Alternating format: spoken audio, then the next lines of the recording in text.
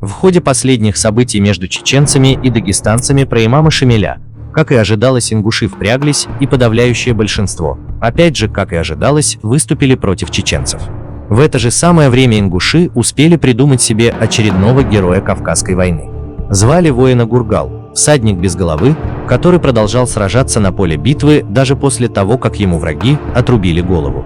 Изначально, по сочинению ингушского сказочника, Гургал был рядовым воином имамата, но, рассказывает ингуш, как имам Шамиль увидел сражающего ингуша без головы на плечах, сделал его приближенным к себе. По рассказам ингушей, наиб Шамиля Гургал прожил еще 10 лет после того, как потерял голову. Я, конечно, пытался найти хоть какую-то информацию об этом человеке, но все мои поиски были тщетны.